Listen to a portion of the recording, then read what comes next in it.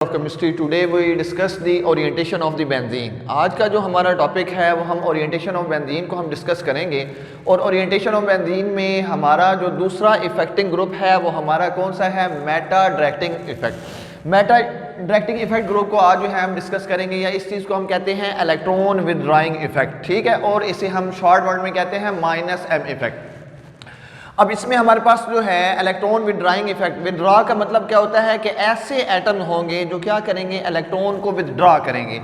तो हमारे पास उस इफेक्ट को हम क्या कहते हैं? इलेक्ट्रॉन विदड्रॉइंग इफेक्ट कहते हैं। ये हमारे पास डिफरेंट ग्रुप्स हैं जो ग्रुप्स क्या करेंगे, इलेक्ट्रॉन विदड्रॉइंग इफेक्ट का जो फिनोमिना है वो बेंजीन के ऊपर देंगे।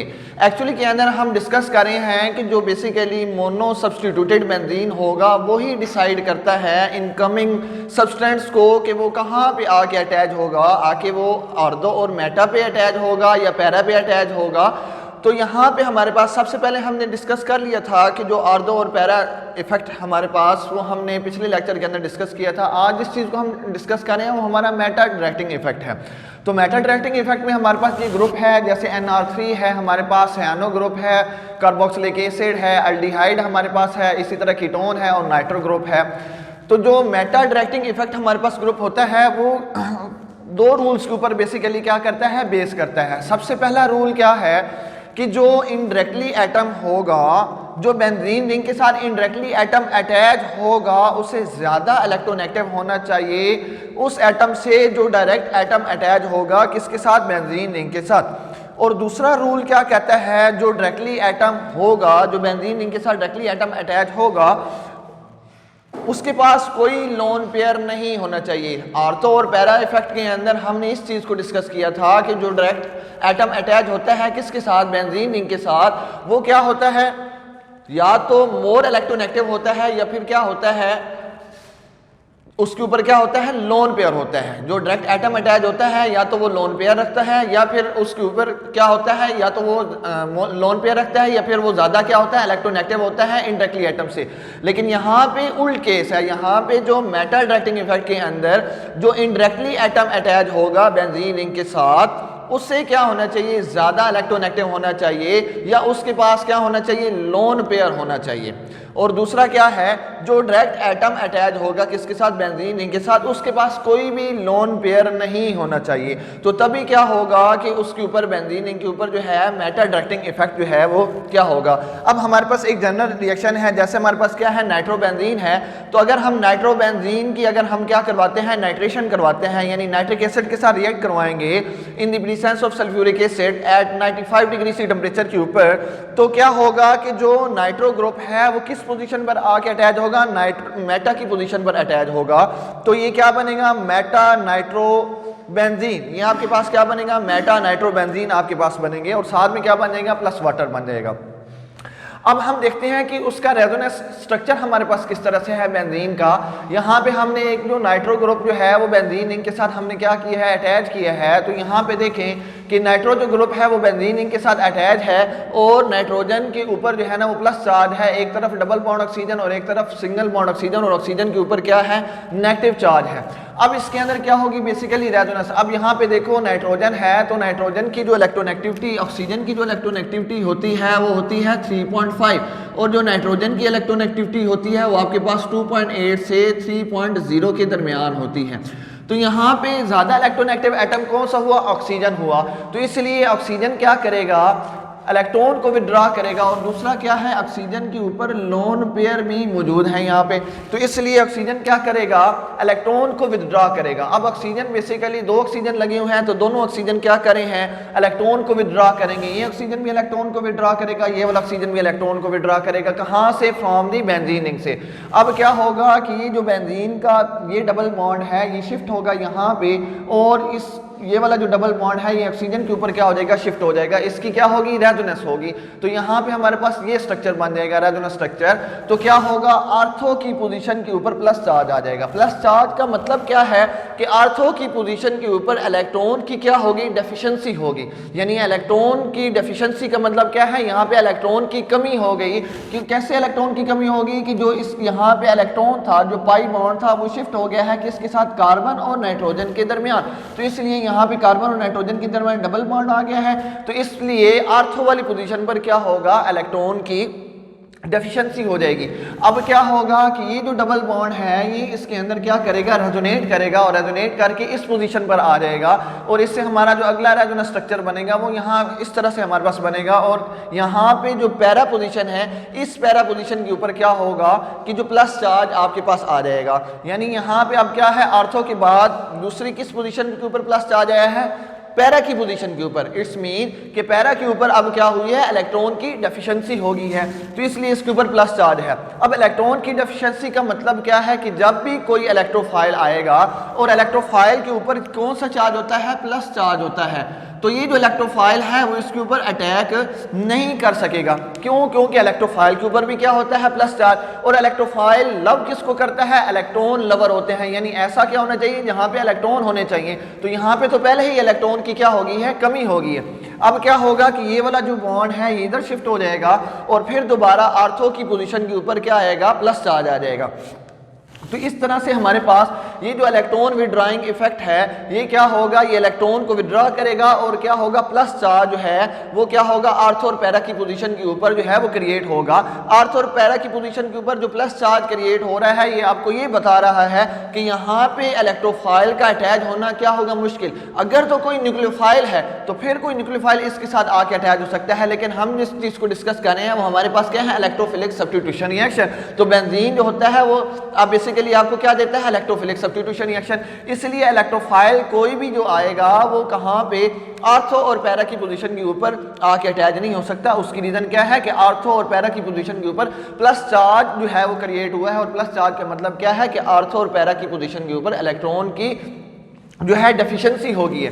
अब क्या होगा कि ये दोबारा डबल बॉन्ड जो है ये इधर शिफ्ट होगा और ये ऑक्सीजन का जो ऊपर जो नेगेटिव चार्ज है ये इधर शिफ्ट हो जाएगा रेजोनेंस के अंदर। तो हमारे पास वही जो पहला वाला जो स्ट्रक्चर है वो फिर दोबारा से क्या हो जाएगा, रियूटेन हो जाएगा, हमें वही स्ट्रक्चर मिल जाएगा और बेंजीन दोबारा क्या हो जाएगी, स्टेबलाइज हो जाएगी। तो हमें पता है कि बेंजीन जो है वो खुद को क्या करती है, स्टेबलाइज करती है। और स्टेबलाइज क्या होती है, जो इसके अंदर बेसिकली पड़े होते हैं कौन से, पाई डी लोकलाइज इलेक्ट्रॉन। ये जो डी लोकलाइज इसके अंदर होती है, जो कंजुगेशन है डबल बॉन्ड और सिंगल बॉन्ड की, यही बेंजीन की रिंग को क्या बनाते हैं, स्टेबल बनाते हैं। तो दोबारा बेंजीन जो है वो क्या हो जाएगी, स्टेबलाइज हो जाएगी।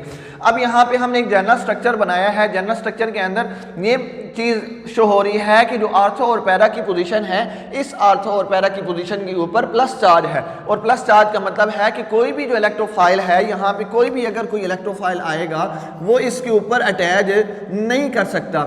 लेकिन यहाँ पे अगर देखो कोई भी इलेक्ट्रोफाइल है वो क्या होगा, जब वो मेटा की पोजीशन के ऊपर आएगा तो इट्स मीन यहाँ पे मेटा वाली जो पोजीशन है, ये जो मेटा की पोजीशन है इसके ऊपर इलेक्ट्रॉन की अभी भी क्या पड़ी है, रिचनेस है। यहाँ पे आप अगर देखो तो यहाँ पे आपके पास क्या पड़े हैं, इलेक्ट्रॉन पड़े हैं। अगर यहाँ पे देखो तो यहाँ पे आपके पास क्या पड़े हैं, इलेक्ट्रॉन अभी पड़े हैं। पाई बॉन्ड के जो इलेक्ट्रॉन है, तो कोई भी इलेक्ट्रोफाइल जो है वो यहाँ पे आके क्या हो सकता है, अटैच हो सकता है। तो इसलिए हमारे पास जो मेटा डायरेक्टिंग इफेक्ट होते हैं वो बेसिकली क्या करते हैं, डिसाइड करते हैं। और वो क्या डिसाइड करते हैं कि जो आने वाला सब्सटेंस होगा वो किस पोजीशन के ऊपर अटैच होगा। तो ये मेटा डायरेक्टिंग ग्रुप जो है ये आने वाले इनकमिंग सब्सटेंस की पोजीशन को क्या करते हैं, डिसाइड करते हैं कि उन्होंने किस पोजीशन के ऊपर आके अटैच होना है। और उसके लिए बेसिकली आपके पास क्या होते हैं, दो रूल्स होते हैं। अगर तो ये दो रूल फॉलो होंगे तभी आने वाला जो सब्सटेंस है वो मेटा की पोजीशन के ऊपर क्या होगा, आके अटैच होगा।